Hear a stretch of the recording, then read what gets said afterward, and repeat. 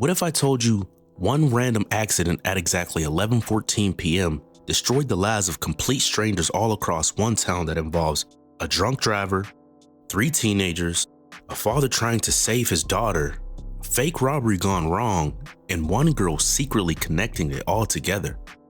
And the craziest part? Every single disaster in this movie happens within minutes of each other. And every character keeps making the absolute worst decision imaginable. Welcome to another episode of Have You Ever Seen? The channel where we break down a variety of movies and TV shows in a cinematic storytelling format with original narration, commentary, and recreated visuals. If that's what you enjoy, then you're in the right place.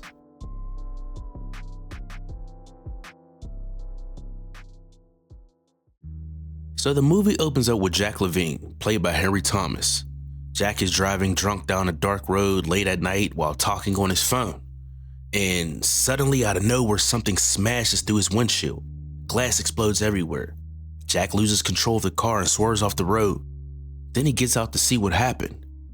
He finds a mutilated body just laying there beside his car. Now at this point, Jack completely panics because all he can think is, I just killed someone. The body's face is destroyed. There's blood everywhere. And instead of calling the police like a normal person, Jack just goes into let me cover this up mode. So Jack drags the body off the road trying to hide it before anyone sees. Then another car suddenly pulls up.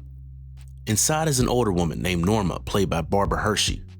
And honestly, Norma is one of the funniest characters of the movie because she just keeps casually talking while Jack is standing there internally losing his mind. She assumes he just hit a deer. Meanwhile, Jack is standing there trying not to mentally collapse with this dead body just laying there.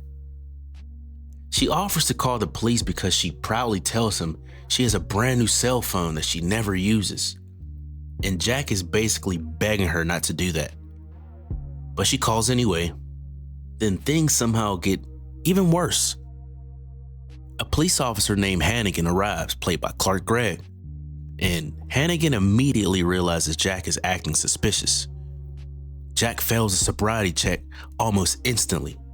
Then Hannigan discovers Jack's license has already been revoked for drunk driving. So now Jack's getting arrested too. But then Hannigan opens Jack's trunk because he notices blood on the trunk and finds the dead body that Jack tried to hide inside the trunk. Now at this point, the movie wants you to believe that Jack is absolutely screwed. But here's where the film gets clever. Because the movie suddenly jumps backwards in time. And now we start seeing everything actually happen. So now we meet 3 teenagers driving around town causing chaos. Mark, played by Colin Hanks, Tim, played by Stark Sands, and Eddie, played by Ben Foster. These idiots are basically driving around throwing random objects out the van for entertainment.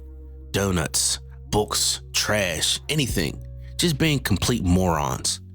Then Eddie decides to pee out the side of the moving van, which somehow leads to one of the most horrifyingly ridiculous scenes in the entire movie. Because while Eddie's hanging himself out the window, Mark accidentally hits a girl crossing the street. The impact slams a door van shut and severs Eddie's, yeah, you know what. Yeah, this movie goes there. Immediately, the movie becomes pure panic. Everybody's screaming, Eddie's bleeding everywhere, and somehow the group becomes more worried about finding Eddie's severed body part than the fact that they just killed someone. And honestly, that perfectly explains the tone of this movie. It's dark, but also weirdly hilarious because every character is just so selfish and stupid. So while Eddie's freaking out, Tim volunteers to go back and look for the missing body part, which turns into another disaster because paramedics are already arriving at the accident. Meanwhile, the movie jumps backward again. Now we meet Frank, played by Mr. Roadhouse himself, Patrick Swayze. God rest his soul. Now, Frank is walking his dog near a cemetery where he discovers a dead teenager named Aaron laying on the ground with his face completely crushed, and Frank immediately notices something nearby. his daughter Sherry's keys. Now, Frank jumps to the worst conclusion imaginable. He thinks his daughter murdered Aaron. So instead of calling the police, Frank decides to hide the body himself. The movie just started and already two people trying to hide two bodies.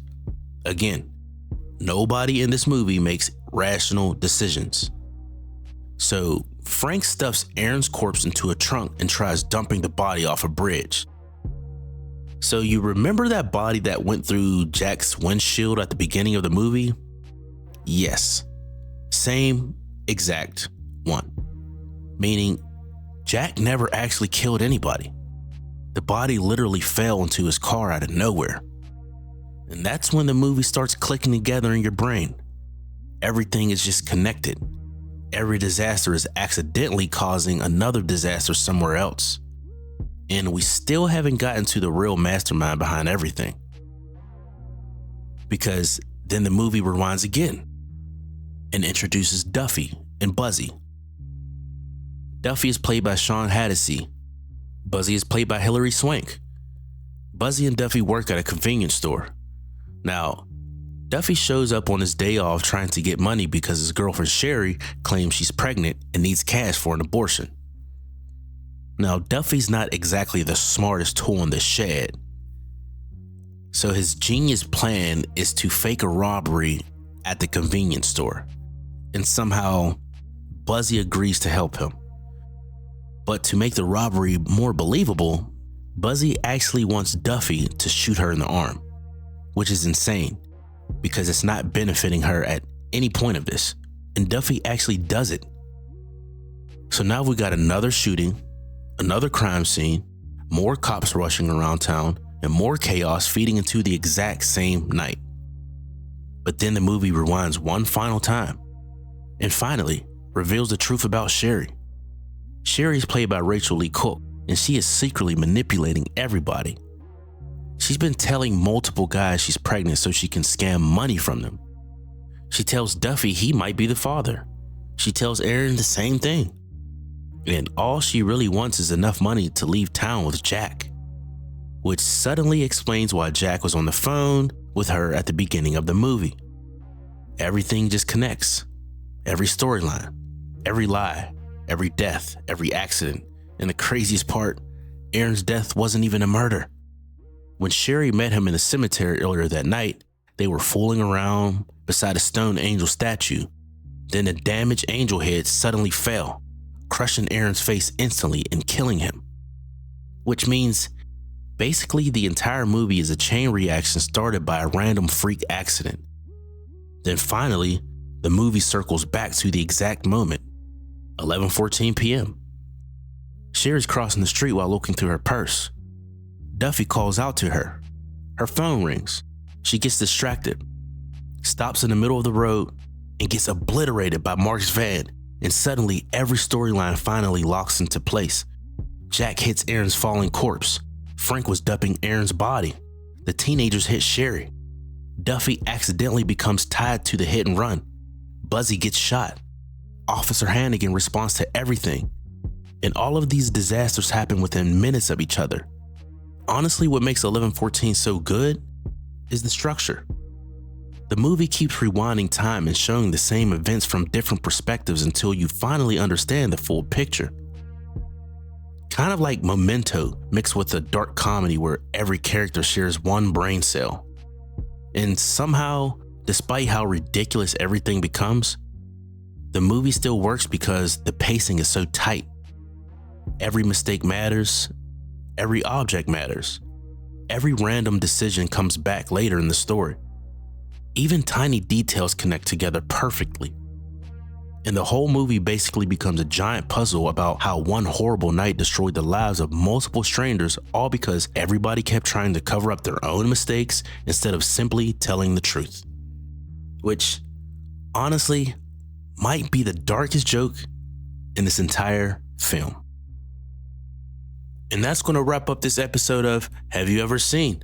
If you enjoyed this video and want to help this channel grow, like and subscribe. And if there's a movie or TV show you'd like me to break down next, comment down below. And until next time, stay humble and I'll see you guys on the next one. Peace.